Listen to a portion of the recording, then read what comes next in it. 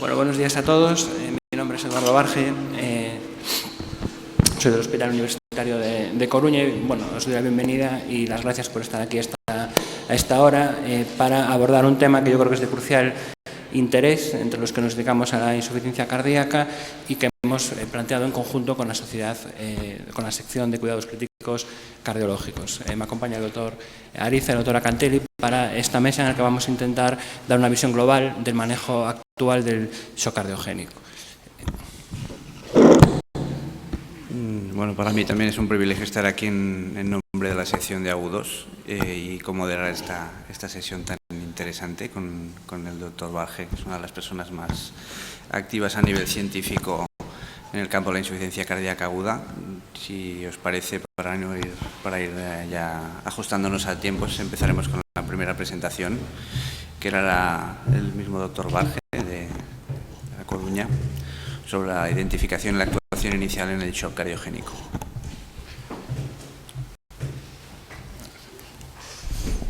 Bueno, pues como todos sabéis, el shock cardiogénico es una entidad que se define básicamente como un estado de hipoperfusión tisular secundario al fracaso cardíaco y tiene un patrón hemodinámico característico que la característica es el bajo gasto cardíaco y unas presiones de llenado elevadas o al menos normales, es decir, no unas presiones de llenado reducidas. El reconocimiento, como veremos a continuación, se basa en datos clínicos, analíticos y algunas pruebas complementarias. Bien, el shock cardiogénico es una urgencia y es una patología que, sin ser extremadamente frecuente, sí que la vemos con cierta frecuencia en nuestra práctica clínica habitual. Como sabéis, la causa más frecuente de shock cardiogénico es el infarto agudo del miocardio, a pesar de que se ha reducido un poco la incidencia, sobre todo a expensas de los pacientes que desarrollan shock no en la presentación, sino durante la evolución del infarto. Todavía en las series actuales hasta aproximadamente el 5% de los infartos, más en el infarto con elevación del ST y algo menos en el infarto sin elevación del ST, se siguen complicando con shock cardiogénico. Lo más relevante no es la prevalencia, sino la mortalidad. Pese a las medidas terapéuticas implementadas en los últimos años, la mortalidad de shock cardiogénico, como sabéis, sigue siendo elevada en la época actual. Aproximadamente entre las series podemos ver que el 40-60% de los pacientes con shock cardiogénico, según como lo definamos, se mueren durante la hospitalización. Y todo esto es porque el shock cardiogénico es realmente, aunque en inicio el problema es el fracaso cardíaco secundario, habitualmente a un infarto de miocardio, que como veremos hay otras causas, pone en marcha una serie de mecanismos: la disfunción ventricular, la elevación de las presiones de llenado, hipoxemia, bajo gasto cardíaco, hipoperfusión tisular, hipotensión, bajada de la perfusión coronaria, más isquemia y un círculo vicioso que lleva a más disfunción miocárdica y a la muerte del paciente. Todo ello también en los últimos años sabemos que aderezado con la activación de numerosos marcadores inflamatorios sistémicos que lleva a un estado de vasodilatación que hace todavía más complicado el manejo de los pacientes y digamos que un poco este círculo es lo que tenemos que intentar corregir en la práctica clínica. Para esto es muy importante la identificación precoz del shock cardiogénico y tener claras cuáles son las medidas iniciales en estos pacientes para poder interrumpir desde el inicio este ciclo patológico que acaba llevando al fallecimiento del enfermo. Bien, desde un punto de vista práctico, yo me planteo qué hacer inicialmente ante un paciente con shock cardiogénico con estos ítems que vemos aquí en esta diapositiva. Básicamente es imprescindible, por supuesto, establecer con claridad el diagnóstico de shock cardiogénico. Es necesario evaluar correctamente el estado hemodinámico del paciente para valorar el grado de soporte circulatorio que vamos a tener que proporcionarle. Por supuesto, es importante intentar anticipar lo más rápidamente posible cuál es la causa subyacente, porque esto nos va a permitir elaborar un plan terapéutico. No es lo mismo que la causa sea reversible, que sea corregible, que sea un paciente con una cardiopatía terminal de shock cardiogénico. Evidentemente esto hay que intentar identificarlo cuanto antes y evidentemente también tenemos que hacer una rápida evaluación del daño de órganos diana para un poco ver qué tipo de soporte de otros sistemas, o por lo menos prevención del daño de otros sistemas, tenemos que poner en marcha. Todo ello también, evidentemente esto no son pasos sucesivos, sino que hay que intentar hacerlo bastante precozmente y a la vez también aderezado, como decíamos, con una estratificación pronóstica mínima y sobre todo es importante hacer un diagnóstico rápido de la futilidad, es decir, pacientes en los cuales realmente no tiene mucho sentido ofrecerles un manejo avanzado porque sabemos que el pronóstico va a ser muy malo, hagamos lo que hagamos. Bueno, empezando por el diagnóstico de shock cardiogénico, básicamente, como ya hemos anticipado en la primera diapositiva, el diagnóstico de shock cardiogénico se basa en 3 parámetros, son 3 ítems. Es necesario tener una cardiopatía predisponente que pueda meter al paciente en shock cardiogénico, esto es muy importante, claro, pues una valvulopatía aguda, evidentemente el infarto con disfunción ventricular, una complicación mecánica, etcétera, y hay que tener parámetros hemodinámicos y evidencia de hipoperfusión. Los parámetros hemodinámicos, como decíamos, básicamente son la detección de un gasto cardíaco reducido, presiones de llenado altas o al menos normales, es decir, que no estén bajas, y unas resistencias sistémicas vasculares elevadas. Y además evidencia de hipoperfusión, que esto lo podemos detectar con exploración física, alteración del estado mental, signos de vasoconstricción y mala perfusión, mal relleno capilar periférico, oliguria, definida como menos de 0,5 mililitros kilo a la hora, y también marcadores analíticos que nos indican que hay una extracción exagerada de oxígeno en los tejidos por una situación de hipoperfusión y acidosis metabólica, como por ejemplo la lactacidemia o la saturación venosa mixta central menor al 60-65%. Como vemos, el diagnóstico parece que, según estos criterios clásicos, necesitaría pues, ciertas pruebas complementarias avanzadas, que parece imprescindible el catéter de Swan-Ganz. Sin embargo, esto realmente no es así. En el reconocimiento inicial no hay que poner un catéter Swan-Ganz, no hace falta en la mayoría de los casos. Un buen médico, y yo creo que este que tenemos aquí es un buen ejemplo, es nuestro presidente, con una buena exploración física y pruebas muy sencillas, puede establecer rápidamente el diagnóstico de shock cardiogénico. Puede ser necesario pues, una gasometría, que solo tenemos en el momento, y el ecocardiograma, sobre todo para establecer la causa. Y esto un poco es lo que nos dicen las guías. En las guías no nos indican que haya que poner un Swan-Ganz para hacer el diagnóstico. Lo que dicen las guías es que es una indicación de clase 1 hacer inmediatamente un electro y un ecocardiograma, monitorizar al paciente y, como hemos dicho, una cuestión muy importante son las presiones de llenado. Hoy en día podemos anticiparnos a las presiones de llenado, bueno, no solo con la exploración, evidentemente, sino también con el eco, hay bastantes datos indirectos, y una también acción que recomiendan siempre las guías de práctica clínica es que si tenemos dudas de si las presiones de llenado están bajas, hagamos una prueba de administración rápida de volumen. Y esto básicamente es para descartar la hipovolemia como precipitante de la situación de shock. Bien, una vez que tenemos diagnosticado el shock, tenemos que, como decíamos, seguir avanzando en nuestros parámetros de diagnóstico, y otra de las, como digo, esto no es sucesivo, sino que se debe hacer simultáneamente, pero otra de las cuestiones importantes es intentar anticipar la causa subyacente, porque esto nos va a permitir, como digo, elaborar un plan terapéutico. Bien, en la causa subyacente tenemos datos recientes, el registro europeo del registro CARD-SHOCK, de shock cardiogénico, y nos dice lo que más o menos ya podíamos anticipar. El 80% del shock cardiogénico, al menos en este registro, es secundario a infarto agudo de miocardio. Tan solo un 20% de las causas son otras diferentes al infarto, con lo cual prácticamente no nos equivocaremos si casi por probabilidad decimos que el paciente que está en shock es porque ha tenido un infarto de miocardio, y la mayoría de los casos son por infarto con elevación del segmento ST. Evidentemente hay complicaciones mecánicas, hay descompensación de insuficiencia cardíaca crónica, aunque esto solo es un 11% en el registro europeo, y otras causas raras, como vamos a ver a continuación. Precisamente el hecho que el infarto de miocardio complicado con disfunción ventricular izquierda sea la causa más frecuente de shock cardiogénico es por lo que en las guías se recoge que ante la mínima sospecha de infarto agudo de miocardio en evolución como causa del shock, que por otra parte es lo más frecuente, como decimos, es indicado el traslado inmediato a un centro para hacer una coronarografía urgente y con una indicación de revascularización. Por tanto, como volvemos a repetir, las pruebas iniciales son un electro, un eco a la cabecera del paciente. Si reconocemos el infarto, automáticamente estabilizará al paciente y a la sala de hemodinámica, porque esto es probablemente lo que más va a impactar en su pronóstico.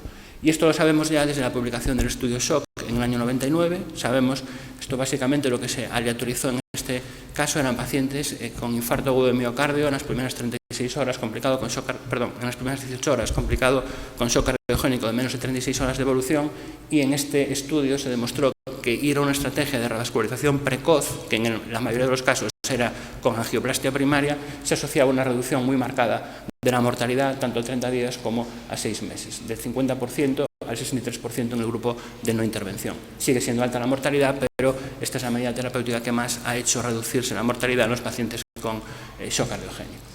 Bien, y esto lo podemos ver en este gráfico, que es una editorial relativamente reciente del European Heart Journal, como la mortalidad del shock cardiogénico a partir de la publicación del estudio SHOCK se redujo de en torno al 70% en la era anterior a en torno al 40-50% en la era actual de la reperfusión. Sigue siendo mucha mortalidad, pero la mayoría de la reducción de la mortalidad ha sido a expensas de la generalización de la revascularización. Pero como decimos, hay otras causas, no solo es el infarto complicado con disfunción ventricular izquierda. Dentro del infarto de miocardio hay que identificar, aunque esto es menos frecuente, pero hay que identificarlo porque evidentemente hay que hacer una corrección quirúrgica, las complicaciones mecánicas. Este es un caso de nuestro hospital, bueno, esto es un caso muy peculiar, pero vamos, que yo creo que merece la pena comentar por lo curioso. Este es un paciente que había tenido, esto es un transgástrico de un ecotransesofágico, este es el ventrículo izquierdo, este es el ventrículo derecho, este es el pericardio.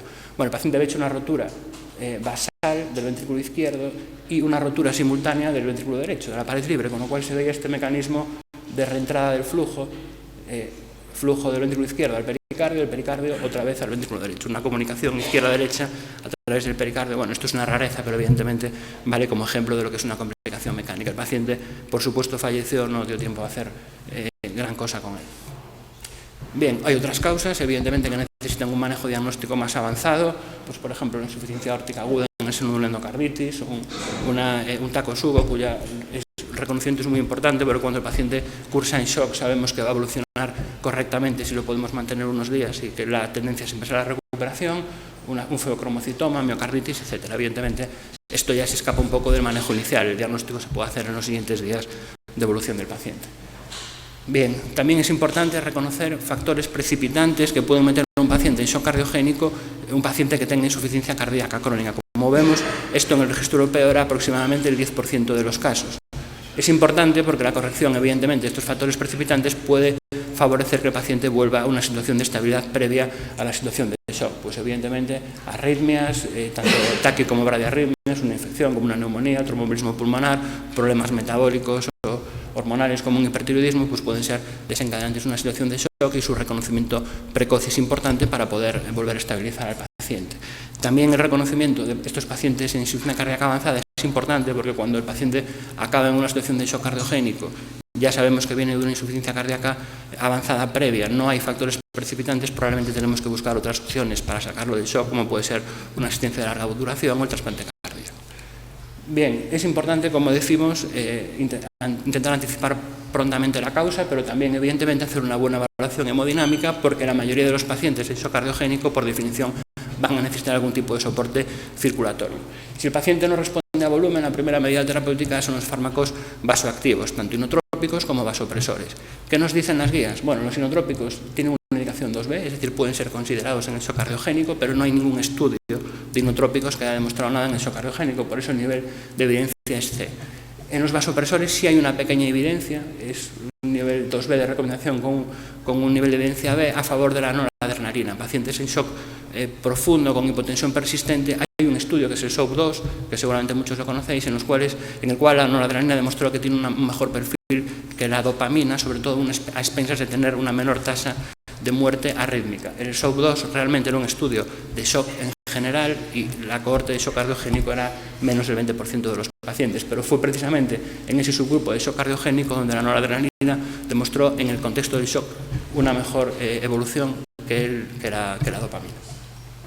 Bien, y lo siguiente, por supuesto, ya es considerar asistencia circulatoria mecánica. El dispositivo más simple que hemos utilizado durante muchos años es el balón de contrapulsación, un catéter simple que se implanta normalmente por vía femoral, aunque hay otros abordajes, que lo que hace básicamente es un balón de helio que se hincha en diástole y se deshincha en sístole. Básicamente lo que consigue es un incremento de la perfusión coronaria, por lo cual es útil en los pacientes, sobre todo en el contexto del infarto agudo de miocardio, y además también consigue una bajada brusca de la poscarga que incrementa el gasto cardíaco porque favorece la eyección del ventrículo disfuncionante. El problema del balón de contrapulsación es que aunque lo utilizábamos éramos cómodos con él y además que tenemos experiencia clínica que hay pacientes que parece que mejoran con el balón de contrapulsación, los ensayos clínicos actuales no tienen una evidencia muy fundada a favor de su uso.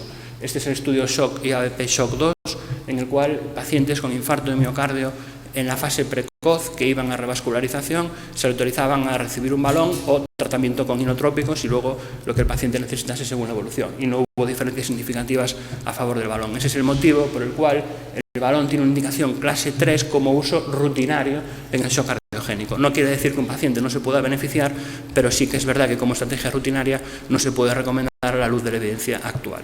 En los pacientes que con esto no llega, tenemos dispositivos de asistencia circulatoria mecánica de mayor calado, de corta duración, que en las guías están recogidas con una indicación de clase 2B como puente de decisión, es decir, paciente que tiene situación de shock cardiogénico abrupto, Intermax 1, y que, bueno, no sabemos qué vamos a hacer con él, pero el paciente se nos va a morir. Entonces podemos implantar una asistencia de este tipo como puente a decisión, y en los pacientes que tenemos claro que la cardiopatía es reversible, como puente a la recuperación. Y esto supongo que se comentará con más detalle en las siguientes presentaciones. Hay estudios con los dispositivos percutáneos que tampoco han demostrado el IMPERA y el Tandem Heart que tengan una mejoría en cuanto a pronóstico con respecto al balón de contrapulsación, pero igualmente son estudios generalizados, y yo creo que estas terapias no se pueden analizar en este tipo de estudios de todos o ninguno, sino que probablemente habrá pacientes que no evolucionan bien y que se pueden beneficiar. Pese a estos estudios negativos de los dispositivos de corta duración, lo que sí que vemos en el registro americano es que cada vez se utilizan más en la práctica clínica, razón de que parece que, bueno, la experiencia clínica con ellos es una experiencia aceptable. Bien, por último, el shock cardiogénico, como sabemos, no es solo un problema del corazón. El problema del corazón es el inicio, la hipoperfusión tisular lleva, como sabéis, a fallo de todos los órganos o sistemas, o pueden fallar, de la economía humana. Entonces, es muy importante la prevención y la identificación precoz del fallo multiorgánico. No nos vamos a extender, pero evidentemente los pacientes hacen insuficiencia renal, algunos van a necesitar soporte renal, soporte respiratorio es muy importante desde las fases precoces del shock. Por supuesto, una buena monitorización, un buen manejo en UCI es esencial. Y por último, y no menos importante, es importante ya desde las primeras fases del manejo del paciente intentar estratificar el pronóstico, es decir, intentar anticiparnos a lo que va a ocurrir. Y sobre todo, yo diría que es muy importante desde el reconocimiento inicial intentar detectar qué casos el manejo del shock es fútil, es decir, no tiene sentido ese paciente ponerlo en asistencia, mandarlo a revascularización, etcétera, etcétera, etcétera. Bien, es difícil estratificar el pronóstico, pero bueno, sí que tenemos algunos scores. Yo creo que el más validado y más reciente de la época actual es el score derivado del registro CARD Shock. Básicamente lo que se ve aquí, se le van dando unos puntos, una serie de ítems, función renal, lactato, la función ventricular, la edad del paciente, etc. Y lo que se ve en este registro es que cuando los pacientes tienen más de 6 puntos de riesgo, la mortalidad excede el 80%. Probablemente con este score, que es muy precoz, podemos identificar pacientes con un riesgo de mortalidad en los cuales cualquier actuación pueda ser fútil. Evidentemente, esto no lo podemos utilizar como palabra de Dios. Ante la duda siempre habrá que ir adelante, pero bueno, sí que hay que tener en cuenta que un paciente de 85 años con un infarto de 24 horas de evolución, shock profundo, ácido láctico muy elevado, probablemente no tiene sentido hacer nada con ese enfermo. Bien, básicamente ya como resumen de todo lo que hemos visto así un poco apurado, ¿qué haría ante un paciente que se presenta en situación de shock cardiogénico? Bueno, esto es un poco ya de mi cosecha, un resumen de la presentación. Pues lo primero sería diagnosticarlo. Como hemos visto, no hacen falta pruebas complejas, con la exploración física y con una pequeña aproximación a las presiones de llenado, y si no, el valor de la carga de volumen, pues nos podemos poner ya en el diagnóstico de shock cardiogénico. Evidentemente, cuando el paciente se presenta, si tenemos dudas de hipovolemia, hay que probar con volumen, iniciar automáticamente, si el paciente no responde, fármacos vasoactivos. Según qué contexto estemos, podemos considerar un balón de contrapulsación, aunque esto con muchas dudas por los estudios actuales, y por supuesto desde el principio considerar la necesidad de soporte respiratorio si el paciente tiene insuficiencia respiratoria severa, taquipnea, etc. Hay que aproximarse desde el inicio a la causa subyacente. Probablemente puede ser suficiente con un electro y un eco realizado a la cama del paciente, algunos estudios de laboratorio, y por supuesto también desde el inicio intentar descartar futilidad. Si todo esto lo hacemos bien y rápido, podemos establecer un plan terapéutico. Este plan terapéutico siempre tenemos que valorar a qué centro hay que trasladar al paciente y dependiendo de lo que nosotros queramos hacer con él. Si es un infarto, no tengo dudas, hay que ir inmediatamente en hemodinámica, mínima estabilización, intentar revascularizar al paciente, porque es la única medida que va, o la medida que más va a mejorar su pronóstico. Si hay causas subyacentes de otra índole, pues por ejemplo una complicación mecánica, miocarditis, etcétera, pues tenemos que hacer un manejo específico al respecto. Si hay una complicación mecánica, estabilizar y por supuesto ir a quirófano. Además, en todo este proceso siempre tenemos que ver qué grado de soporte circulatorio va a necesitar el paciente. En algunos pacientes habrá que considerar la asistencia ventricular como puente de decisión o como puente de recuperación, y en pacientes con insuficiencia cardíaca crónica descompensada en situación de shock sin causas reversibles, pues siempre hay que intentar hacer una evaluación si hay alguna alternativa terapéutica definitiva, como puede ser el trasplante cardíaco o la asistencia de larga duración como forma de salida del shock cardiogénico. Y un poco, bueno, esto es así un poco apurado todo lo que queríamos comentar. Gracias.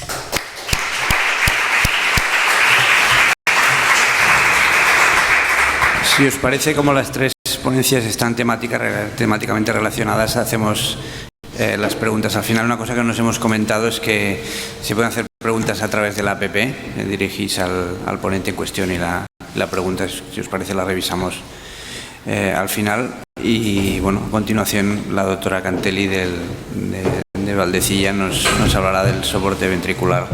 Es uno de los grupos más activos, con mayor volumen y con mejores resultados en España, y es un privilegio poderla tener aquí. Gracias, Ángela.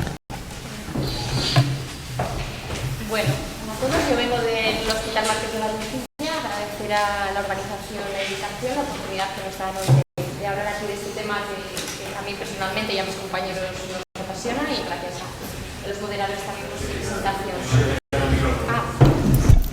Vale. Bueno. Como aunque no tenemos mucho tiempo, siempre está bien saber de dónde venimos, vamos a dedicar un minuto a hablar un poquito de la historia. Como todos sabéis, la ECMO arterial nace de la idea de la perfusión artificial, y el origen de esta idea, aunque data ya de inicios del siglo XIX, el verdadero impulsor de la aplicación de la perfusión artificial en la práctica clínica fue el doctor Gibbon. El doctor Gibbon en los años 30 era un residente joven en el Mass General, a cargo del doctor Churchill, un cirujano experimentado, y se quedó a cargo una mala guardia, como la que tenemos cualquiera de nosotros, a cargo de una paciente en la que se había establecido un diagnóstico de sospecha de un TEP bilateral masivo en el posoperatorio de una colecistectomía, que por lo demás había cursado sin incidencias hasta ese momento. La paciente entró en situación de shock cardiogénico, y el doctor Gibbon se encargó de monitorizar las constantes de la enferma durante una larga tarde y una larga noche en quirófano, preparado para abrir a la paciente si las cosas se ponían feas. Y hacia las 8 de la mañana la enferma se sincopó, perdió pulso, dejó de hablar, y el doctor Churchill, que era el responsable de la enferma, procedió a abrirle el pecho, a abrir la arteria pulmonar, extrajo gran cantidad de trombos, pero ya la situación no tenía retorno y la enferma desafortunadamente murió.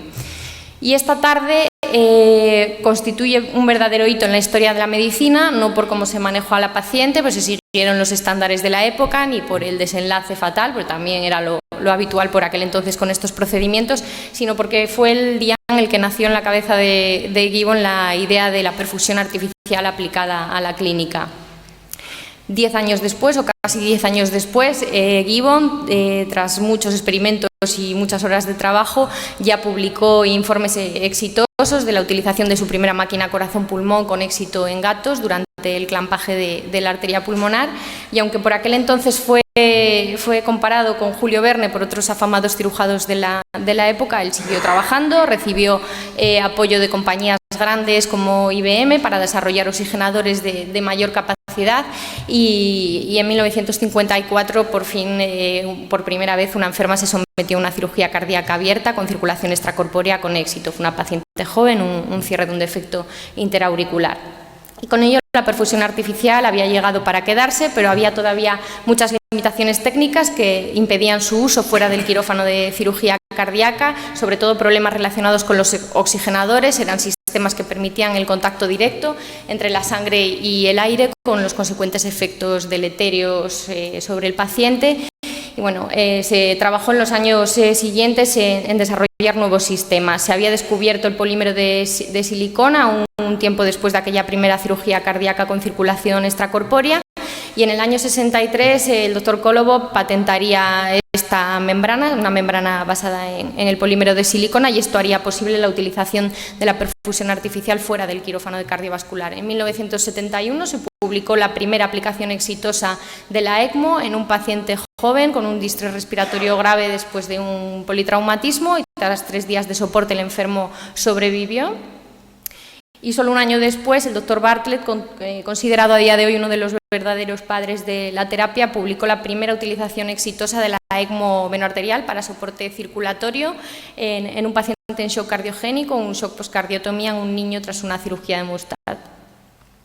Y desde entonces la experiencia clínica con la ECMO no ha hecho más que crecer, y las indicaciones no han hecho más que ampliarse, y una fuente importante de información clínica sobre el crecimiento exponencial de la utilización de esta terapia es el registro ELSO, que es tan activo desde los años 80, que incluye ya, como veis, más de 300 centros y donde cada vez son más importantes los pacientes incluidos por indicación cardíaca, los pacientes que reciben una ECMO para soporte circulatorio, niños, adultos, en el contexto del shock cardiogénico, en el contexto de la parada cardiorrespiratoria. Ya estamos hablando de más de 2.000 casos al año de pacientes que reciben una ECMO venoarterial por una patología cardíaca, con una supervivencia global de la serie del 40% en adultos. Y otro reflejo del interés creciente en la aplicación de la ECMO venoarterial en el shock cardiogénico es una búsqueda bibliográfica rápida aporta pues, más de 1.100 referencias y la mayoría ya veis que se concentran en los últimos años. En los últimos años 600 y 700 referencias podemos encontrar sobre la utilización de la ECMO en el shock cardiogénico. Pero a pesar de esta ingente cantidad de publicaciones y de este creciente interés, pues no encontramos evidencia científica de peso, no hay ensayos aleatorizados controlados, como ocurre para otras muchas terapias que se utilizan en el campo de los cuidados críticos cardiológicos. Hay algunas revisiones y metaanálisis, pocas, que refieren una supervivencia en este escenario pues en torno al 50%, pero que incluyen series muy heterogéneas, con pocos pacientes, poblaciones muy diferentes, de diferentes patologías de base a la hora de indicar la ECMO, diferentes criterios para la definición del shock. Bueno, son series con muchas limitaciones. Alguna como esta tiene un diseño más homogéneo, lo que aporta un poquito de validez al estudio. Esta serie incluyó 170, este metaanálisis incluyó 170 pacientes recogidos en 6 series a lo largo de pocos años y reportó una supervivencia al alta del 67% en pacientes con miocarditis fulminante que se presentaban en shock cardiogénico. Tenemos también un montón de estudios de cohortes que comparan la ECMO venoarterial con otros sistemas de corta duración, como veis, con el Impella, con el Tandem Heart, con asistencias ventriculares de corta duración, sin encontrar por norma general diferencias estadísticamente significativas en supervivencia, sí en el perfil de complicaciones. Otras como este estudio que compara la ECMO con un sistema de duración intermedia larga, como la asistencia biventricular paracorpórea pulsátil, también en un escenario particular como la miocarditis fulminante, que coincide de nuevo en referir una supervivencia alta, el 70% en los dos grupos. Y también tenemos algún estudio de cohortes que compara como la ECMO venoarterial con el tratamiento convencional del shock cardiogénico, habitualmente, como es este caso, utilizando cohortes de 2 periodos temporales diferentes, y en este caso se encontró un beneficio a favor de la utilización de la ECMO en estos enfermos, sobre todo a expensas del grupo con mayor gravedad en el shock a su presentación. Entonces, por norma general, todos estos estudios de cohortes están realizados en un único centro, el tamaño muestral es muy pequeño, también hay mucha heterogeneidad en las poblaciones, son estudios que también tienen muchas limitaciones, pacientes reclutados a lo largo de un periodo muy prolongado o incluso en décadas diferentes en las que puede haber cambiado el manejo del shock, el tipo de dispositivos que se han utilizado, pues nuevamente nos encontramos con muchas limitaciones. Y también hay muchas series de casos publicadas, series de un único centro y algunas series más grandes, la mayoría incluyendo pacientes que están incluidos en el registro ELSO, pacientes procedentes del registro ELSO. La que podéis ver arriba refiere, estudio 147 pacientes procedentes de 230 hospitales comunicados al registro ECMO, pacientes que reciben una ECMO venoarterial por un shock cardiogénico en el contexto de una miocarditis aguda y encontraron una supervivencia del 63% al alta, como veis en la línea del resto de publicaciones que hemos venido comentando. Y quizás vale la pena destacar esta última publicación que veis ahí abajo, que incluyó 3.800 pacientes, incluidos en 280 centros a lo largo de 10 años, un periodo muy largo, y que tuvo como objetivo obtener un predictor de mortalidad tras el implante de la ECMO venoarterial mediante un modelo de regresión logística. Fue el SAFE-SCORE, que incluye muchas variables y que ha demostrado predecir mejor mortalidad en estos enfermos que otros scores clásicos que se utilizan en el contexto de los cuidados críticos, como la APACHE o el SOFA.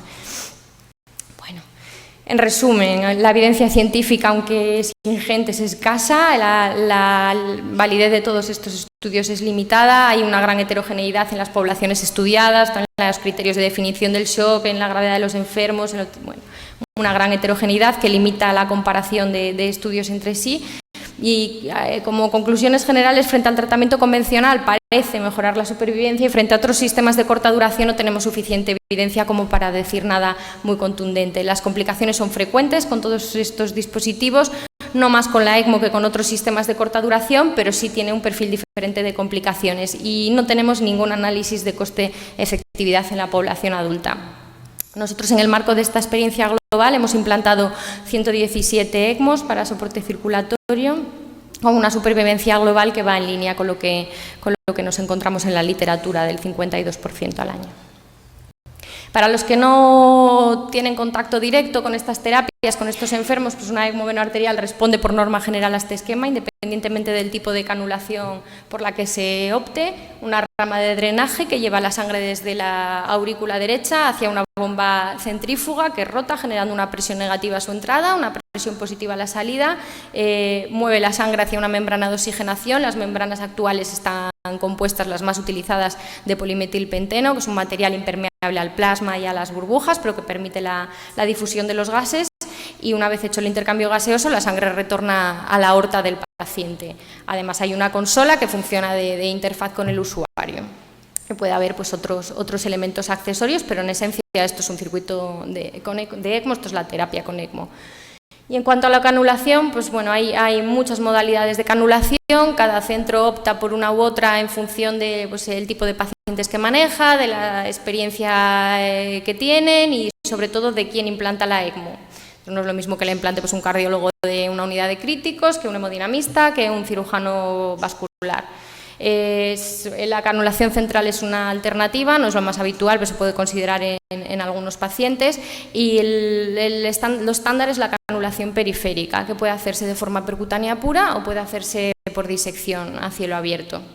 Para la canulación periférica, el abordaje más habitual es el abordaje femoro-femoral, por su sencillez y por su rapidez, pero hay muchos abordajes alternativos, más de los que podéis ver en la diapositiva. Se puede considerar un retorno axilar, se puede considerar un retorno carotidio. Bueno, hay muchas posibilidades y a considerar en cada paciente particular. Nosotros en particular, que hemos tenido la suerte de contar con la implicación de los cirujanos cardiovasculares, desde el inicio del programa hemos optado siempre por la canulación a cielo abierto, la canulación periférica a cielo abierto, porque en manos de personal experimentado no retrasa el inicio del soporte, que es importante en estos enfermos, y a la vez hemos comprobado que previene el desarrollo de complicaciones. Pero bueno, como ya os digo, esta es una estrategia que se debe individualizar mucho en función de los recursos que uno tenga en su centro.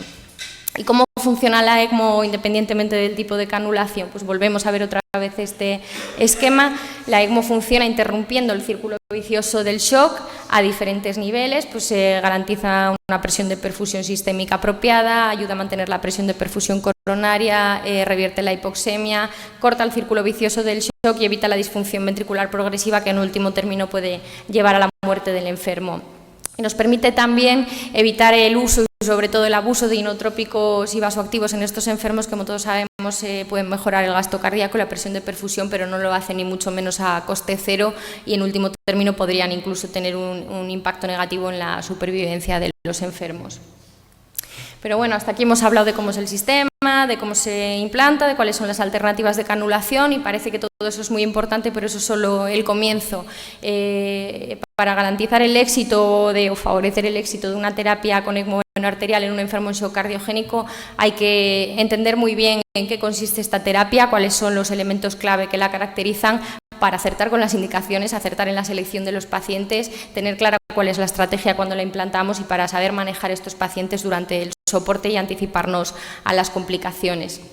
Las claves, aunque podríamos estar hablando horas y horas de la terapia, vamos a intentar pasar sobre las ideas más importantes. La primera es que la ECMO venoarterial, a pesar de venir de la circulación extracorpórea, no es una circulación extracorpórea. Es necesario que el paciente mantenga gasto cardíaco propio, no proporciona un soporte completo.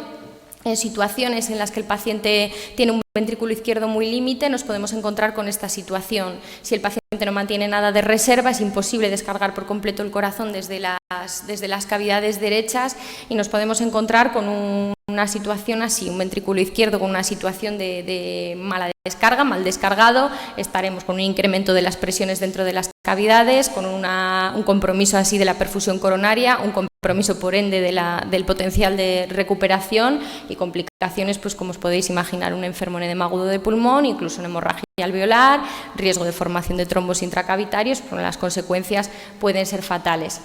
Y esto sucede por esta razón, porque si atendemos únicamente a lo que sucede en el ventrículo izquierdo, nos olvidamos de lo que sucede en el ventrículo derecho, la perfusión orgánica, de la hipoxemia. Si solo atendemos a lo que ocurre en el ventrículo izquierdo durante el soporte con ECMO arterial, a diferencia de lo que hacen otros sistemas de soporte circulatorio de corta duración, la ECMO arterial disminuye el volumen latido del paciente, pero incrementa las presiones sistólicas en el ventrículo. Esto se traduce en un incremento neto de la elastancia arterial, es un incremento de la poscarga, que es lo que puede hacer que la ECMO arterial en pacientes con un ventrículo izquierdo muy límite no sea suficiente y nos veamos obligados a utilizar otras ayudas para mantener un ventrículo izquierdo adecuadamente descargado, otras ayudas como el balón de contrapulsación o como el apoyo inotrópico a dosis bajas. Es un problema que refieren todas las series. En nuestro caso particular nos lo hemos encontrado en un 35% de los enfermos, en un 34% de los enfermos, aunque afortunadamente solo hemos tenido que utilizar medidas de descarga directa como un vent o la conversión a otros sistemas de soporte circulatorio más completos en un porcentaje pequeño de enfermos, como veis. Otro punto clave es que, a pesar de los avances en los recubrimientos de los sistemas, estos enfermos necesitan anticoagulación. Los recubrimientos artificiales no han conseguido inhibir la adhesión plaquetaria todavía y por esa vía se pueden formar trombos en el sistema. Y la anticoagulación en ECMO no es una cuestión baladí, es un tema muy complejo, es moverse constantemente sobre la cuerda floja entre el riesgo de hemorragias, que como veis es muy alto en todas las series, más del 40%, y el riesgo de complicaciones trombóticas, que aunque no tan alto puede tener consecuencias fatales. Estamos hablando de tasas de ictus isquémico que rondan el 5%. El estándar en estos enfermos ha sido la heparina, ha sido el anticoagulante de elección por la mayoría de grupos, que todos sabemos también que es un fármaco que tiene muchas limitaciones en el enfermo crítico. La anticoagulación en ECMO no debe ser una terapia homogénea en todos los pacientes, sino que debe ser una terapia a medida de cada enfermo. Tenemos que intentar mantener una visión lo más global posible que podamos del estado de la coagulación del paciente y balancear de forma individualizada el riesgo trombótico y hemorrágico de cada paciente particular.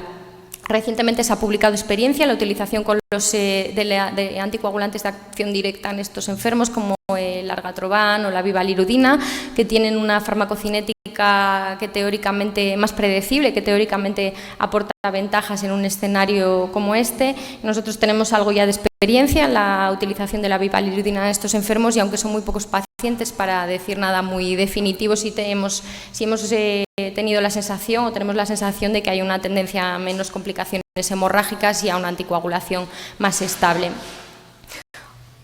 Otro punto clave que ya hemos venido apuntando en lo que se refiere a esta terapia es que, por estas características que hemos comentado y por la alta tasa de complicaciones que asocia, es verdaderamente una terapia de corta duración, a pesar de que los sistemas más utilizados a día de hoy están homologados para mantenerse durante 30 días y teóricamente podríamos incluso prolongar el soporte cambiando algún componente durante el mismo.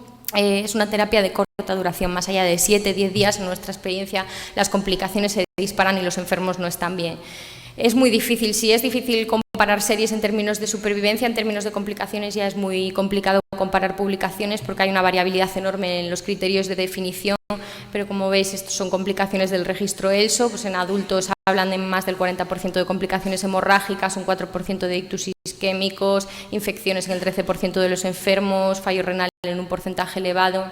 Esto es un metaanálisis también publicado hace 3 años, como veis también refiere tasas muy elevadas de complicaciones, sangrados mayores en el 40%, retoracotomías por sangrado en el 42%, infecciones significativas en el 30%, estamos hablando de porcentajes muy elevados.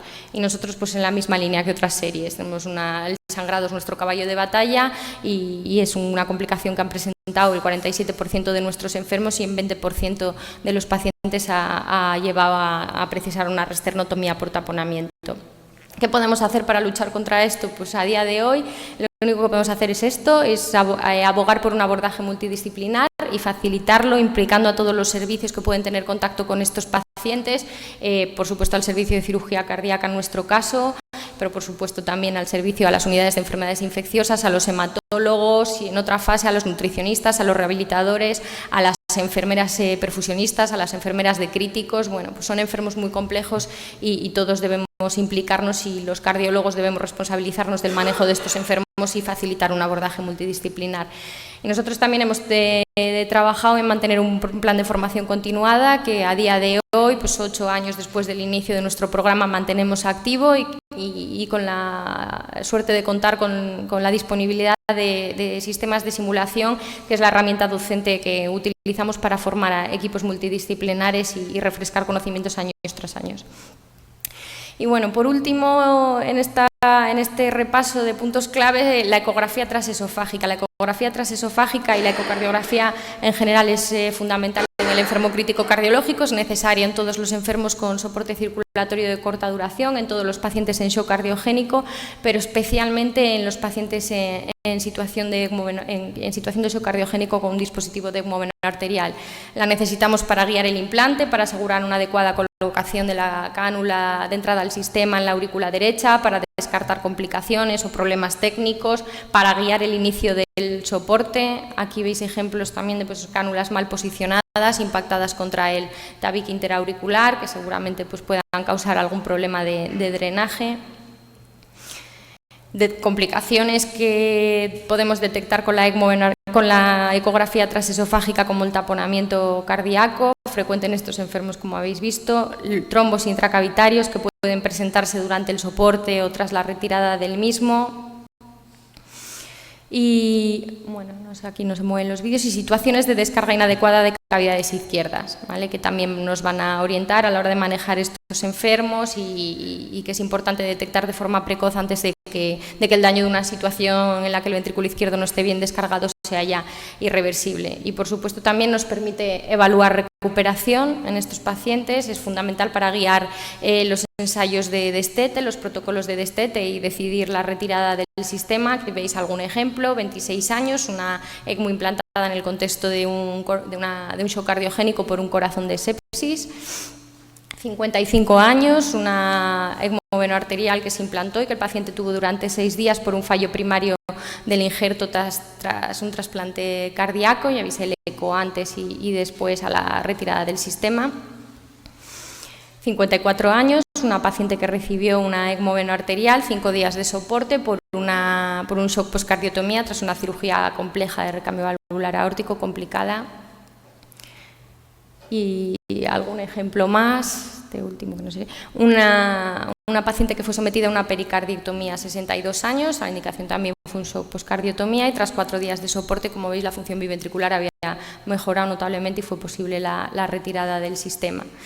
Y con esta caracterización global que hemos hecho de la ECMO venoarterial, pues podemos ver que es un sistema que tiene muchas ventajas, que tiene limitaciones, proporciona un soporte parcial, son muchas las complicaciones, es verdaderamente un sistema de corta duración, es difícil durante el soporte recuperar a los enfermos funcionalmente, es muy complicado extubarles, pero es un sistema que tiene muchas ventajas. La canulación periférica y el tipo de soporte que ofrece hace posible un inicio muy rápido del mismo, con lo cual permite dar respuesta a enfermos muy malos de forma muy precoz, ofrece soporte biventricular, ofrece soporte respiratorio y es un sistema de gran portabilidad y cuya retirada también es bastante sencilla en comparación con otros dispositivos, con lo cual es un buen sistema para enfermos que se presentan en situación de shock cardiogénico, casi cualquier etiología, siempre que sea refractario a otras medidas de tratamiento convencional, en ausencia de contraindicaciones absolutas, relativas hay muchas, absolutas hay muy pocas, y fundamentalmente es un escenario de futilidad médica, un paciente que no tiene potencial de recuperación y que no es candidato a otras terapias de soporte más avanzado o al trasplante.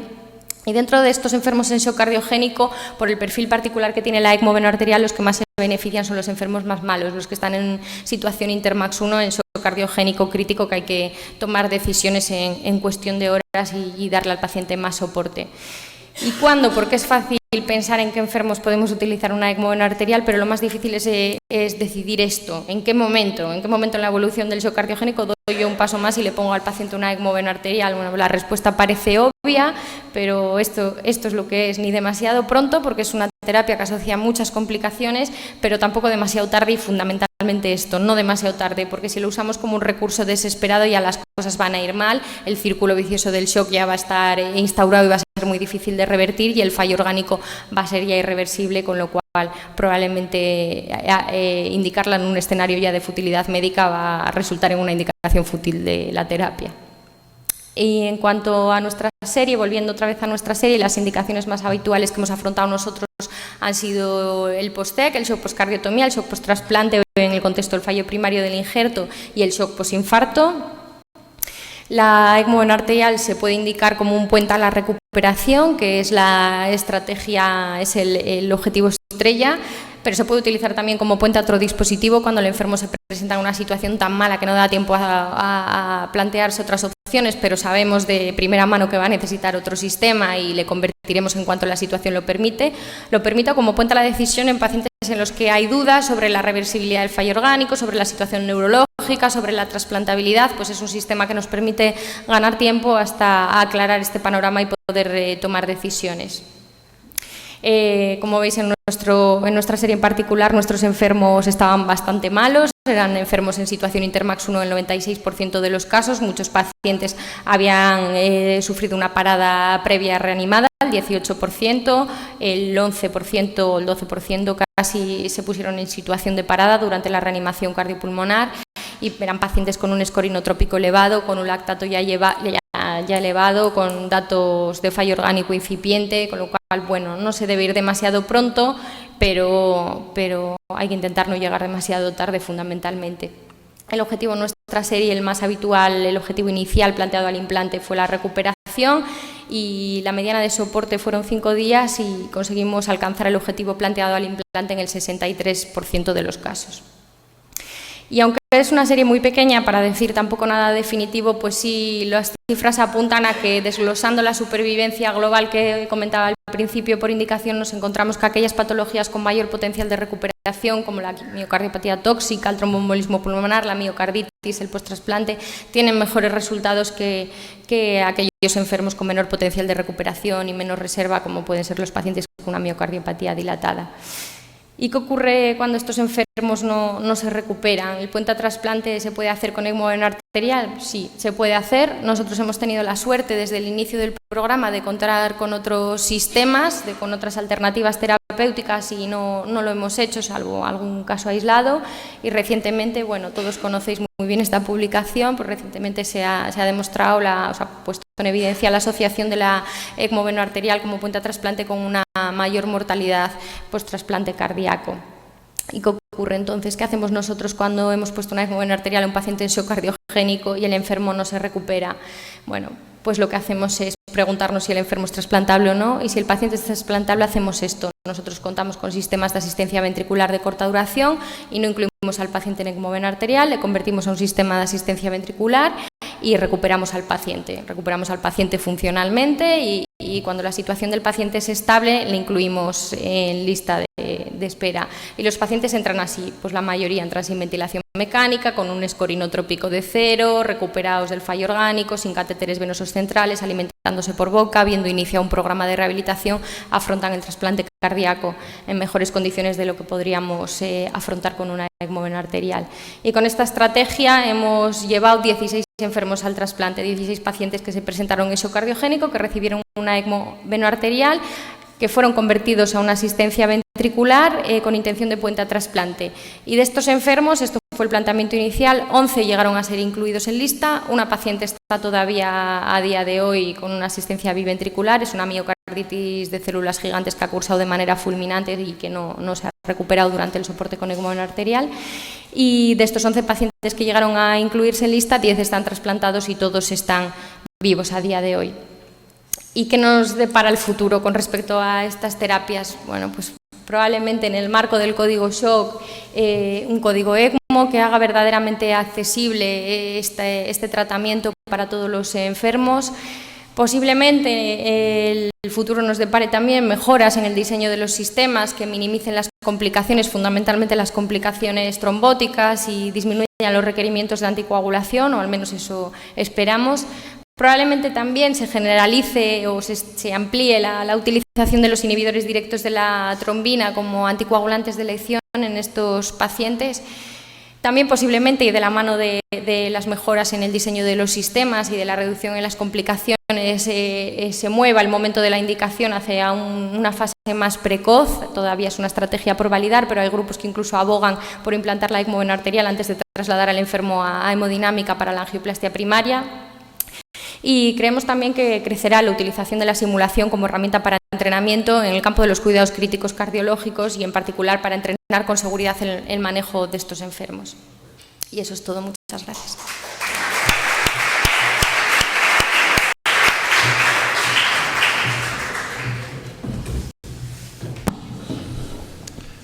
Bueno, gracias, doctora Cantelli. Ahora la última presentación a cargo del doctor Ariza va a ser sobre cómo organizamos el shock cardiogénico en nuestro medio. Bueno, buenos días. De nuevo, gracias a la organización por la invitación. Tema fundamental por todo lo que nos queda por mejorar. Ya habéis visto que en las mejores manos tenemos mortalidades altas y bueno, creo que es una oportunidad para... estamos aquí representadas dos secciones importantes en el shock, la sección de críticos y la sección de insuficiencia cardíaca, que están obligadas a entenderse y a organizar todo esto, y la verdad es que teniendo en cuenta experiencias previas es probable que podamos mejorar muchísimo. Digo teniendo en cuenta experiencias previas porque una de las cosas que nos ha enseñado el código de infarto en el infarto con elevación del ST y la reperfusión mecánica es que cuando se prioriza la organización y se dejan atrás los intereses particulares y de instituciones, las cosas suelen mejorar. Nosotros, particularmente en Cataluña, en los últimos 6-7 años hemos asistido a un cambio brutal en la asistencia de los pacientes con infarto con elevación del ST. Han caído las complicaciones, ha caído la mortalidad, ha caído la estancia media. Algunos centros han ganado, otros centros han perdido pacientes, pero en cualquier caso la reflexión es que todo el mundo está haciendo es que ha sido un avance. Sí que es verdad que el infarto con elevación del ST tiene unas particularidades diferentes, es una situación más predecible, el beneficio de la angioplastia primaria es absolutamente indudable, documentado en ensayos aleatorizados, y hay muchos centros que lo pueden hacer con muchas garantías. El paro cardíaco es una situación intermedia, la hipotermia terapéutica tampoco tiene el mismo beneficio que tiene la angioplastia primaria, y en el otro lado de la tabla tenemos el shock cardiogénico, que sin ser tan frecuente como el infarto sí tiene una mortalidad muy alta, persistentemente alta, así que es verdad que con la reperfusión mecánica pues lo bajamos del 70 al 40-45% en la mayoría de las series, pero probablemente tal y como está ahora, pues con las experiencias pequeñas en algunos centros, probablemente la organización de la asistencia pues sea un objetivo claramente a perseguir. Decíamos alta mortalidad en el shock cardiogénico a pesar de todos los avances, y además, por otro lado, son pacientes que son difíciles de incluir en registros y además y aún más en ensayos clínicos, y la información, como ha dicho previamente la doctora Cantelli, pues tiene una calidad limitada, la información es indirecta y las series son habitualmente de pequeño tamaño. Y por otro lado, son pacientes muy complejos, requieren un entrenamiento de los equipos profesionales, consumo muy alto de recursos sanitarios, y además empezamos a tener mucha evidencia de que los resultados en cuanto a mortalidad, en cuanto a complicaciones, están muy condicionados por la experiencia de los equipos y el volumen de casos anual. Este es un estudio interesante, un estudio americano, en el cual se estratificaba los centros por volumen de casos de shock que tenían al año y su forma de proceder en cuanto a diferentes tipos de procedimientos invasivos, cirugías, angioplastia, ventilación mecánica. Claramente los centros con mayor volumen pues proceden con mayor frecuencia a este tipo de procedimientos, pero más importante aún es que eso se traduce de forma clara en un impacto en la mortalidad, de manera que tomando como referencia los centros con mayor volumen, pues el resto de hospitales tienen una mortalidad progresivamente superior a medida que tienen menos casos. Por lo tanto, cuando haces muchas veces una cosa, la acabas haciendo mejor, y probablemente también a nivel político eso sea coste efectivo y sea lo más eficiente. Y sabemos también, como hemos visto aquí, que el manejo de los pacientes no solo con shock, sino también con otros tipos de patologías, está condicionado por otros factores, por la edad de los pacientes, las comorbilidades y la expectativa vital, aunque eso no sea siempre fácil de analizar, y más en el escenario agudo del shock, y también de la disponibilidad de recursos en los centros, la posibilidad de tener hemodinámica 24 horas, diferentes tipos de soporte ventricular de corta duración, percutáneos, pero también de larga duración, o programas de trasplante.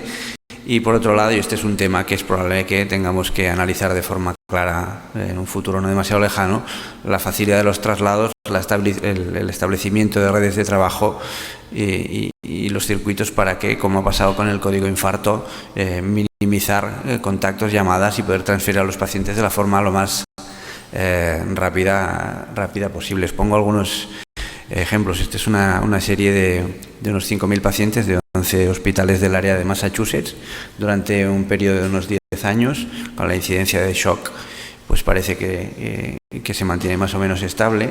A lo largo de este periodo la realización de procedimientos procedimientos invasivos, la reperfusión, las terapias basadas en la evidencia se va incrementando, y la mortalidad, tanto en pacientes sin shock, pero sobre todo también los pacientes con shock, tiene tendencia a reducir, aunque hay un margen de mejoría importante. Os pongo algunos ejemplos que son todos en la misma línea. Esto es un estudio realizado en Francia, en el área de París, las unidades de intensivos. El porcentaje de pacientes ingresados en este tipo de unidades con shock cardiogénico es entre el 6 y 7%, que parece que es un porcentaje relativamente estable. Y aquí sí que se aprecia una tendencia progresiva a reducir mortalidad en este periodo, tanto cruda como ajustada. Y estos son datos a gran escala que tienen una relevancia notable. Y otros datos en la misma línea. Estos son 4 registros franceses, un periodo de 15 años. Aquí analizaron el porcentaje de pacientes ancianos, que era más o menos estable, alrededor del 30% de los pacientes, y a lo largo de este periodo, también a medida que los registros se hacen más contemporáneos, el número de pacientes que son reperfundidos, que son revascularizados, también va aumentando, y eso se traduce en una reducción muy sólida de la mortalidad, tanto en los pacientes sin shock a la derecha, pero aún más marcado en los pacientes con shock cardiogénico al ingreso. Y esto además es importante, pues se trata de los peores pacientes de más de 75 años. Y registros aún más grandes. Este es un registro americano de más de 50.000 pacientes con síndrome crónico agudo sin elevación del ST y shock cardiogénico, con una prevalencia alrededor del 3%. A la izquierda, el porcentaje de pacientes sometidos a estrategia invasiva, que tiende a subir, pero realmente cuando uno analiza las guías pues ve que el porcentaje de mejoría de margen de mejoría es amplio, y así como la revascularización percutánea también tiende a subir, y de forma pues también muy clara, los pacientes en los cuales se implementa de forma rutinaria la estrategia invasiva, decremento progresivo a lo largo de los años de la mortalidad, no así en los pacientes manejados de forma conservadora. En la misma línea, son 5 registros italianos en un periodo de 15 años, aumento de la estrategia invasiva, aumento de la revascularización percutánea, no así de la quirúrgica, y de forma también muy sólida, tomando como referencia los registros iniciales, pues una progresiva reducción en términos de mortalidad hospitalaria. Y este es un registro también americano de más de 150.000 pacientes con infarto con elevación del ST y shock cardiogénico. Aquí la prevalencia va aumentando, estamos alrededor del 7-8%. Y también aumenta la reperfusión mecánica y la contrapulsación. Probablemente son datos previos al IABP2, pero más importante aún, de forma muy sólida, una reducción progresiva en la mortalidad cruda y ajustada. Y datos en nuestro entorno. Estos son datos extraídos de la base administrativa del estudio RECALCAR, que todos conocéis bien. Aquí analizamos, está publicado en Revista Española de Cardiología el año pasado, son 300.000 pacientes, que eso es quizás el punto más fuerte de la serie. A la izquierda, la reperfusión, vemos que la angioplastia primaria se generaliza claramente, la fibrinolisis, la no reperfusión caen, y de forma también muy sólida una asociación con la mortalidad, y la incidencia de shock durante el ingreso pues es claramente diferente en los pacientes con angioplastia primaria 5%, en los no reperfundidos pues alrededor del 7%.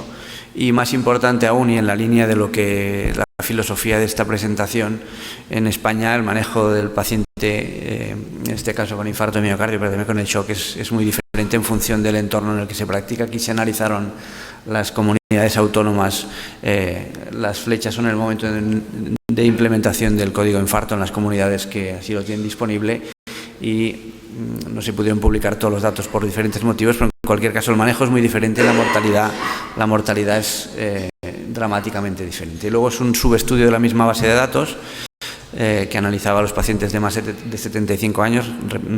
Seguimos en infarto con elevación del segmento ST. La prevalencia es estable alrededor del 30-35%. De la misma manera se ha generalizado la reperfusión mecánica, ha caído la mortalidad cruda y ha caído la mortalidad ajustada a lo largo de desde 2004 a 2013. Y un dato curioso, esta es la clasificación de los hospitales por complejidad, la que se utilizó en el estudio Recalcar, que está basada en la disponibilidad y el volumen de procedimientos de revascularización percutánea, quirúrgica, la disponibilidad de unidades coronarias, servicios de cardiología y qué tipo de hospitales. Los hospitales de mayor grado de complejidad son los grados 3 y 4 y pues el tipo de hospital en el que se atienden estos pacientes de forma muy clara se asocia con una menor mortalidad, y esto es independiente de los procedimientos y de la complejidad de los pacientes. Recordamos que estamos hablando de más de 100.000 pacientes y aquí está incluido la comorbilidad por el índice de Charlson, la edad de los pacientes, los procedimientos de revascularización, y aún así el tipo de hospital se asocia con una menor mortalidad. Y en cuanto al soporte ventricular de corta duración, hablaremos poco después de la charla tan brillante de la doctora Cantelli. A nivel americano, pues hemos asistido a un aumento progresivo en la utilización del soporte ventricular de larga duración, y a nivel de corta duración los que más están creciendo son los dispositivos percutáneos, y eso se está coexistiendo con una reducción en la mortalidad. Sí que es verdad que aún hay un margen de mejoría notable, la mortalidad está en 35-40%, pero en cualquier caso es una técnica que se está expandiendo claramente. ¿Y por qué es importante analizar y racionalizar la asistencia? Porque sabemos por experiencia que cuando nos llega un paciente con shock y nos llega de otro centro, cuando nos llega pronto nos suele llegar mejor y nos suele llegar con niveles de lactato más bajos, con una función renal mejor, sin tanta coagulopatía, y ahí pues tenemos la posibilidad de decidir. De manera que, como decía la doctora Cantelli, ni muy pronto ni muy tarde, pero eso lo podemos decidir si tenemos al paciente pronto. Cuando el paciente nos llega con un lactato de 8, la opción de ni muy pronto ya no nos existe. Entonces, es fundamental a la hora de poder racionalizar y optimizar resultados en este tipo de pacientes, tener la oportunidad de decidir, por lo tanto, ganar tiempo. Y en este sentido las guías son claras, recomiendan centralizar la asistencia, evidentemente los pacientes con sospecha de síndrome coronario agudo, como se ha comentado, pues tienen que ir a centros con disponibilidad inmediata de hemodinámica para valorar revascularización, pero ya se menciona que todos los pacientes, supongo que aquí se podrá comentar en el turno de discusión, igual hay algunos pacientes que se puedan solucionar telefónicamente, posiblemente otros pacientes con comorbilidades y expectativa vital limitada, pero las guías son contundentes. Todos los pacientes con shock cardiogénicos se deberían de transferir a hospitales de alta complejidad con disponibilidad de hemodinámica, de soporte ventricular de corta duración y programas de trasplante cardíaco. Y por otro lado veis la recomendación 2B para el soporte ventricular de corta duración en función de las características de edad, comorbilidad y situación neurológica. Y por lo tanto ya se recomienda una estructura de asistencia en red con hospitales de mayor complejidad, que son los que se encargarían de centros con trasplante, soporte ventricular de larga duración, los centros finalmente receptores, los hospitales de segundo nivel, de nivel intermedio, con disponibilidad de algunos dispositivos de soporte de corta duración, los percutáneos, quizás ECMO, y finalmente los centros de menor complejidad, que sean aquellos centros con unidades de intensivos encargados de la asistencia inicial del triaje y de la valoración de los pacientes. Y esto aplicado a nivel español, tenemos la suerte de tener una infraestructura básica, que es la red de trasplante cardíaco, las organizaciones autonómicas y los 3 tipos de hospitales, o sea que la estructura está. Lo que no está es la organización de forma avanzada, pero los hospitales y la estructura básica la tenemos, y los tipos de hospitales en la línea de lo que se habían empezado a hablar a nivel de secciones y a nivel de grupos de trabajo, establecer estos 3 grupos de hospitales. Los primeros serían aquellos encargados del reconocimiento y diagnóstico, el triaje de los pacientes, iniciar la reanimización, la estabilización inicial, y valorar la situación, y previo contacto con los centros de mayor complejidad, pues valorar la derivación, o bien derivando al paciente, o incluso en algunas áreas se ha se ha analizado la factibilidad de que los centros de mayor complejidad vayan con su equipo a atender a los pacientes a otros tipos de hospitales, se haga implante de corta duración o ECMO y se traslade el paciente en una segunda fase. Por lo tanto, esa sería la estructura. Los centros de nivel 3 trasladarían a los pacientes a los hospitales de mayor complejidad con el shock team, en el cual pues, serían implicados los cardiólogos de las unidades de insuficiencia cardíaca, los cirujanos cardíacos, las unidades de críticos cardiológicos, pero claro, eso requiere una infraestructura brutal. Sin tener organizada la estructura, los hospitales que estamos atendiendo este tipo de pacientes nos generan una carga de trabajo, de consumo de recursos, de consumo de camas y de esfuerzo brutal, y realmente si eso se estructurara tendría que venir apoyado por direcciones médicas y direcciones departamentales. Por lo tanto, pues lógicamente hay que implementar acciones a nivel de todos los tipos de niveles, información, formación, capacitación en los centros de menor complejidad, en los centros, los sistemas de traslado de los pacientes y lógicamente dotar de recursos y de formación a todas las partes de los hospitales de mayor complejidad, lo cual no es fácil. Y por otro lado también un programa de ese tipo requiere un análisis continuo. Esto lo hemos visto nosotros en Cataluña con el código infarto. Empezamos en 2010, se hizo una base de datos sencilla porque lo principal es la factibilidad, pero la idea era recoger todos los pacientes, la calidad de la activación, los tiempos de activación y finalmente la mortalidad hospitalaria a 30 días y al año. Y eso nos ha permitido ver dónde están los puntos flojos. Por ejemplo, a nivel del código infarto, los pacientes en los cuales se diagnostica en el hospital sin hemodinámica se demora muchísimo el traslado y la segunda fase es ir a solucionar ese tipo de problemas. De la misma manera, en el hipotético código shock, si se implementan este tipo de medidas, son fundamentales y obligatorias. Cuánto tardan los pacientes, qué etiología han tenido, cuánto tardan en llegar y sobre todo cómo acaban esos pacientes, si acaban con soporte ventricular, si se acaban trasplantando y sobre todo si se mueren y de qué se mueren, para ver realmente la calidad del circuito y la calidad del tiempo. Y de la misma manera, pues eso genera la evidencia que no tenemos a día de hoy, porque un programa de ese tipo, publicaciones tenemos a nivel de centros o de pequeñas áreas, pero no publicaciones a gran escala, y eso sí que nos permitiría diseñar los protocolos con mucha mayor solidez. Experiencias previas, como decimos, hay algunas. En Francia, en la Pitié, pues tienen esta experiencia de alrededor de 90 y pico activaciones, con implante de ECMO 87 casos y finalmente que llegaron al centro de referencia 75 con una mortalidad que está algo por encima del 60%. Parece que la evolución de las ECMO que se implantaron a nivel remoto no era muy diferente a las que tenían implantadas en el centro de referencia. Y por otro lado, el Hospital Puerta de Hierro, parte de estas slides, como habéis visto, me las ha cedido el doctor Javier Segovia, a lo cual le agradezco profundamente. El Puerta de Hierro pues tiene su experiencia también. Esta es la estructura de su área, el hospital de referencias Puerta de Hierro. Los hospitales de nivel 2 son estos que están aquí arriba, con disponibilidad de cirugía cardíaca, y finalmente los hospitales de nivel 3 son todos estos.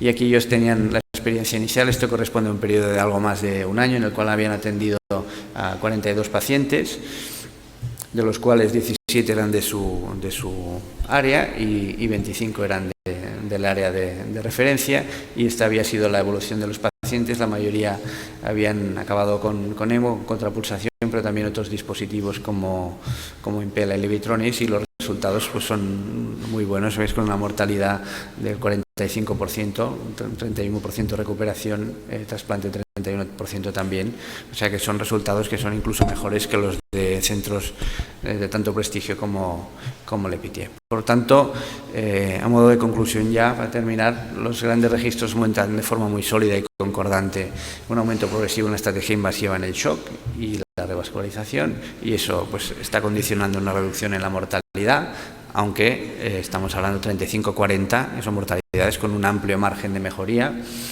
La incidencia de shock es discordante en las series.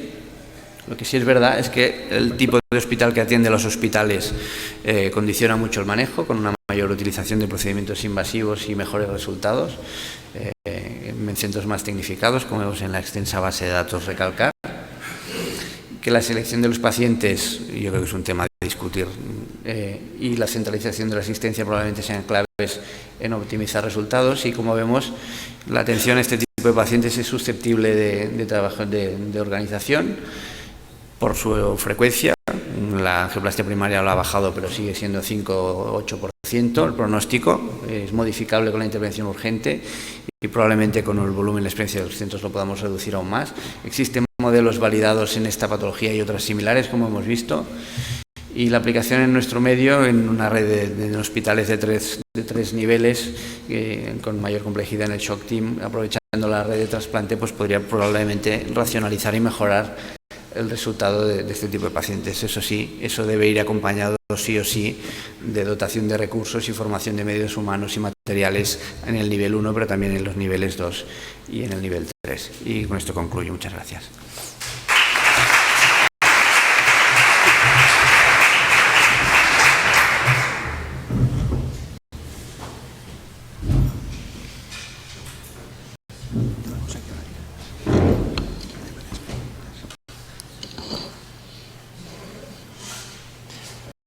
Bueno, pues muchas gracias, doctora Ariza. Vamos a pasar ahora al turno de preguntas. Tenemos unos minutos y hemos recibido aquí algunas que, bueno, voy a compartir con vosotros.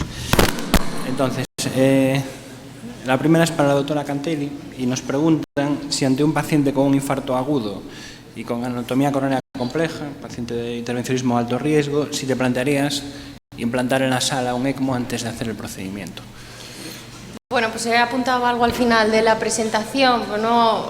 Evidentemente no hay publicaciones, no hay evidencia científica que avale esa estrategia. Nosotros no lo hemos utilizado nunca en ese escenario, pero yo creo que sí que puede ser una alternativa a considerar en un enfermo en situación de shock cardiogénico en el que la angioplastia se prevé compleja. Sí que quizás estabilizar al enfermo antes de iniciar el procedimiento de revascularización puede facilitar la angioplastia y mejorar los resultados, pero bueno, son todo sensaciones personales, no puedo hablar con mucha contundencia. Pero un poco lo que se referiría también es la opción de si ECMO o otro dispositivo. ECMO frente a otro sistema. Aquí, claro, preguntan, pero yo me imagino que va por ahí, ¿no? Si en vuestro centro elegís el ECMO o por... Depende de la gravedad del shock. A nosotros no tenemos la suerte de disponer de otros sistemas. En un enfermo en situación Intermax 1 es muy difícil que consigamos salvar la situación sin soporte ventricular derecho, sin soporte respiratorio, con lo cual probablemente otros sistemas se queden cortos para dar asistencia a un enfermo en una situación tan grave. En shocks de menos gravedad, pues sí se pueden considerar otras alternativas como un Impella, y yo sé que la gente que tiene más experiencia con estos sistemas, y seguro que alguno de los presentes en la sala puede hablar, refieren buenos resultados en shocks de menos gravedad en este escenario. Yo creo que de todas formas es posible que esa pregunta vaya en relación no tanto con la gravedad del paciente, que claro, si el paciente está en Intermax 1 hay que soportarlo.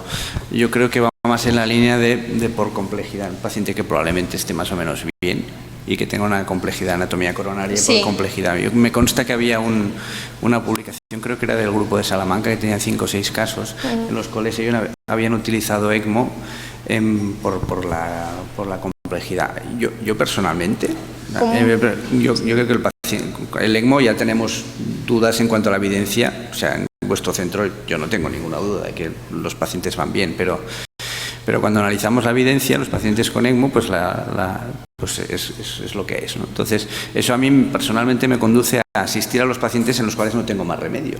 Es decir, claro, a los pacientes en los cuales están en Intermax 1 por todas las complicaciones que eso genera. Entonces, yo asistir con ECMO a pacientes no electivos, pero simplemente por anatomía coronaria, a mí personalmente me cuesta mucho. No sé, en nuestro centro, los hemodinamistas con soporte con contrapulsación o incluso con Impella, eso para mí sí que es justificable, pero el paradigma a mí personalmente me costaría un poco. Sí, estoy completamente de acuerdo. Es una terapia muy compleja para indicarla con carácter electivo, de forma profiláctica o preventiva. Bueno, tenemos aquí una pregunta que yo creo que ya atañe a organización, con lo cual se la vamos a pasar a la doctora Ariza, que nos comentan un poco si en los centros, bueno, de los que venimos, existe un equipo, realmente un shock team, un equipo para toma de decisiones, o cómo se toma la decisión de implantar o no un dispositivo de soporte circulatorio, si queda a cargo del, bueno, es un poco lo que interpreto, el médico de guardia, el cirujano de guardia, etcétera. ¿Quién toma esa decisión o quién la debería tomar en una situación ideal? Claro. Creo que esa es la clave de que todo funcione bien. Tiene que ser una decisión multidisciplinar y tiene que ser una decisión que son complejísimas en muchos casos. Entonces, nosotros en nuestro centro en particular tenemos la suerte de que la estructura la tenemos bien montada y podemos tomar decisiones multidisciplinares 24 horas. Tenemos un cardiólogo de guardia, tenemos del equipo de insuficiencia cardíaca avanzada de guardia 24 horas localizable, tenemos un cirujano cardíaco de guardia localizable 24 horas y en horario de guardia esas 3 personas son las que se encargan, que es el shock team. Es ligeramente diferente lógicamente a horario electivo y en horario electivo pues lógicamente las 3 partes están implicadas: el equipo de insuficiencia cardíaca avanzada, el equipo de la unidad de cuidados agudos y los cirujanos cardíacos. Yo creo que eso es fundamental. Si eso no existe, ya son suficientemente difíciles estos pacientes y ya tenemos la evidencia limitada, con lo cual me consta que en Valdecilla es muy similar. Yo creo que esa estructura es la mínima, pero es absolutamente imprescindible y sin eso las decisiones no se pueden tomar de la misma manera y con la misma calidad. Completamente de acuerdo. Sí, en nuestro centro también es similar. Y al respecto de esto es una cuestión más, una pregunta mía. ¿Cómo manejáis pacientes que os comentan de otros centros? ¿Vais a verlos in situ? ¿Es telefónico? ¿Cómo hacéis implante diferido? Implante de ECMO en hospital de referencia? Porque nosotros, por ejemplo, eso no lo hacemos. Es todo manejo telefónico, pero no hemos ido a otros centros a implantarle bien. Es verdad que Galicia es una comunidad bastante dispersa y es un poco complejo eso. No sé cómo vosotros nosotros nos lo hemos planteado en alguna ocasión, pero no tenemos recursos humanos ni materiales para hacer posible esa estrategia, lo cual las decisiones se toman telefónicamente.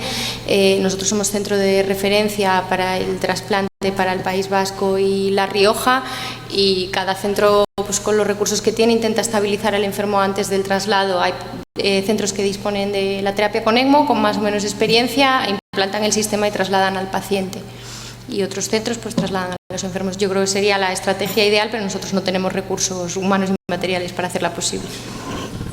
En nuestro caso, pues también lo hacemos de una forma muy similar. Me consta que el código ECMO de implantarse ECMOs remotos se había iniciado hace tiempo, creo que en el área de la FE de Valencia, y creo que no había continuado. Nosotros, nuestra política es, también tienes que entender, siempre empatizar al otro lado del teléfono quien tienes, personas con más o menos experiencia, y nosotros, nuestra forma de proceder es tener una permeabilidad alta, ofrecer disponibilidad telefónica, y luego cuando hay dudas si realmente el paciente pues puede ser viable, que casi siempre hay dudas y lo puede ser, pues lo priorizamos y trasladamos. Eso nos genera, como digo, mucha carga de trabajo y mucho volumen, pero también es verdad que cuando los pacientes llegan, pues yo creo que en la mayoría de casos con un manejo médico sin necesidad de soporte ventricular, a veces lo cateterizas, a veces ni eso. Entonces lo que ofrecemos es mucha permeabilidad y a la mínima duda lo acabamos trayendo. Pero claro, eso genera lo que genera, y por eso yo creo que se justifica la necesidad de dotación de los equipos de referencia. Ahora vamos con una que ya la han hecho 2 veces, con lo cual yo creo que es que hay que contestar. Entonces, una pregunta yo creo que bastante compleja sobre si en el momento del diagnóstico es esperable la misma evolución, cuando instauramos el soporte circulatorio mecánico, es esperable la misma evolución de un paciente con una miocardiopatía dilatada idiopática con disfunción biventricular ya conocida, asumo, o un infarto anterior extenso con una función ventricular derecha que en el momento de iniciar el soporte es normal.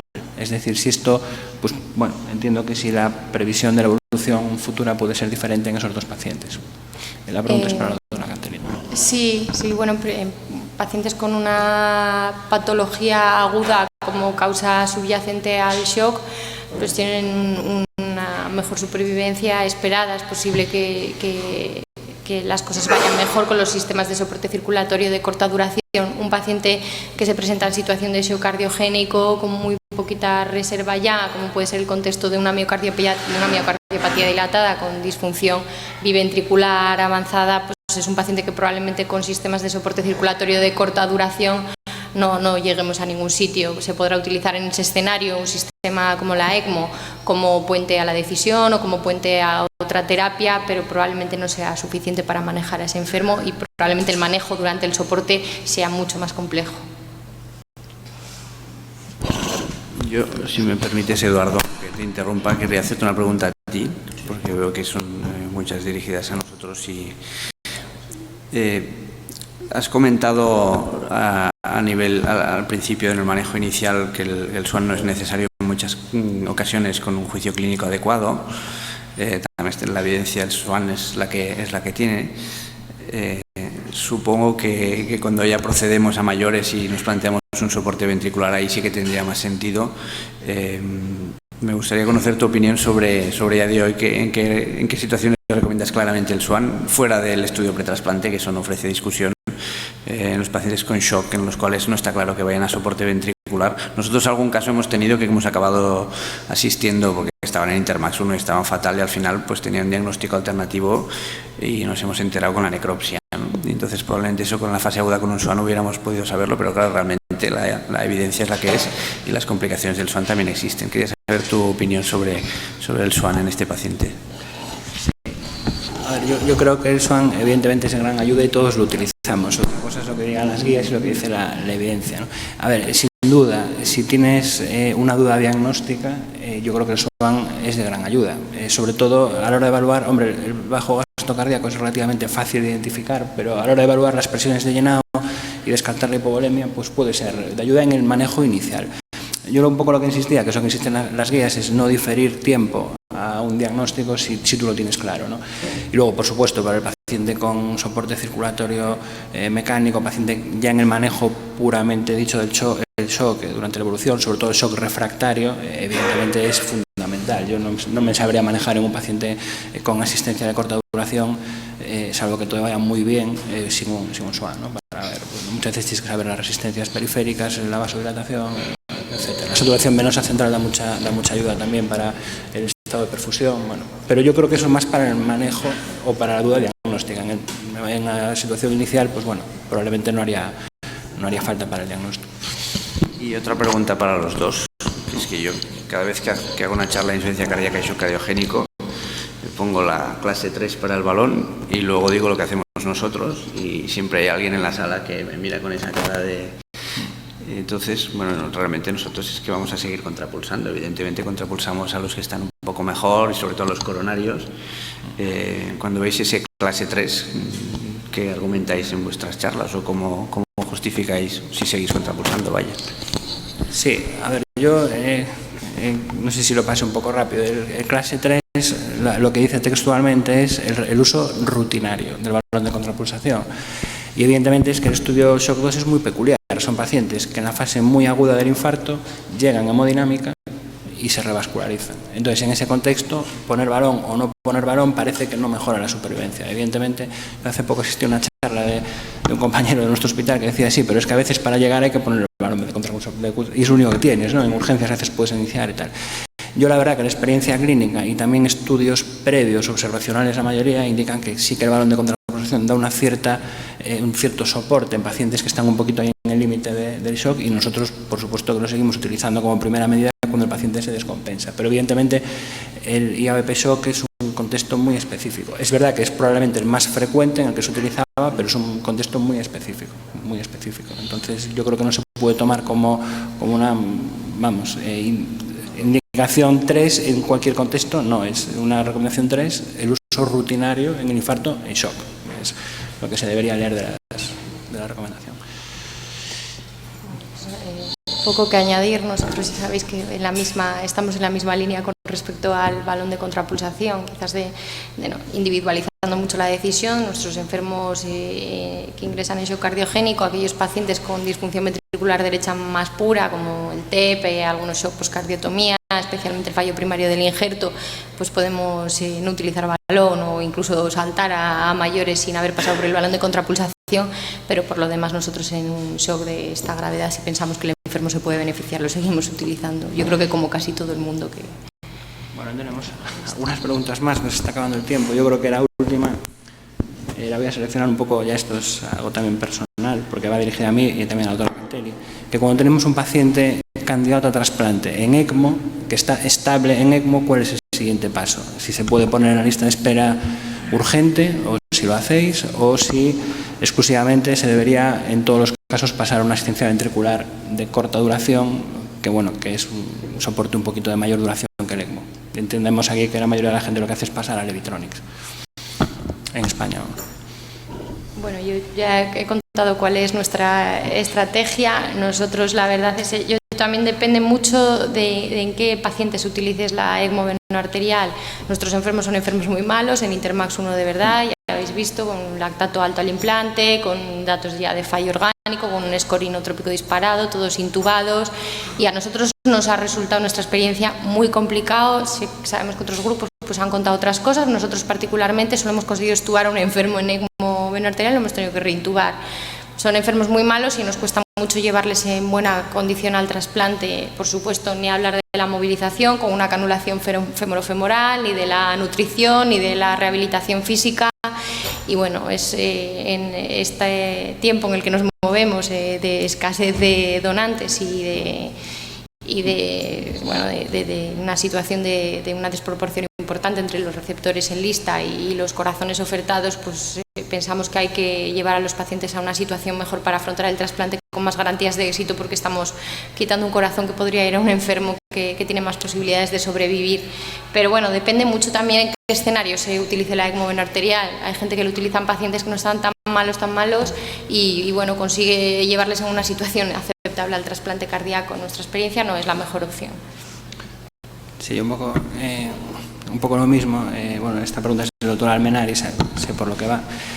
Recientemente hemos hecho un estudio a nivel nacional sobre, bueno, ya sabéis, el empleo de asistencia de corta duración como puente a trasplante. Entonces, es verdad que los pacientes en ECMO en España tienen una mortalidad en este análisis, que es del año 2010 a 2015, del 33% en el periodo posoperatorio, pero bueno, tampoco es menos cierto que los pacientes con asistencia biventricular, que la mayoría de los pacientes con ECMO a lo que pasan es una biventricular, salvo en excepciones, tienen una mortalidad similar. Entonces, bueno, siempre uno tiene la duda, vuestra experiencia es muy buena, pero no es la que hay en el resto del país tampoco. Entonces, por eso tenemos siempre la duda de qué hacer y cómo reorganizar esto. En la última reunión del ONT se decidió mantener el ECMO como urgencia cero, pero siempre que el paciente esté estable al menos 48 horas sin datos de fallo multiorgánico y con una ventana máxima de 7 días, precisamente porque la experiencia que hay de los análisis de este tipo de estudios es que los pacientes a partir de la semana tienen demasiadas complicaciones que contraindican el trasplante. Pero bueno, yo creo que sí que es un tema a seguir discutiendo y bueno, es la decisión creo que no la tiene, la respuesta correcta creo que no la tiene nadie. De hecho, yo personalmente, claro, nosotros en nuestro centro no hacemos asistencia quirúrgica de corta duración, hacemos ECMO y asistencia percutánea. Entonces, no tengo la experiencia de lo que significa pasar de ECMO a una asistencia ventricular izquierda de corta duración, porque claro, yo me planteo, si la biventricular tiene la misma mortalidad, ¿para qué pasar? Entonces, tengo esa duda, ¿cómo se hace el salto de un ECMO a una ventricular izquierda pura y que el paciente vaya bien? Porque la evaluación del ventrículo derecho es difícil, es complicado. Sé que algunos centros lo hacen y tienes muy buenos resultados, pero bueno, siempre las dudas las tenemos todos. Bueno, yo creo que hay algunas.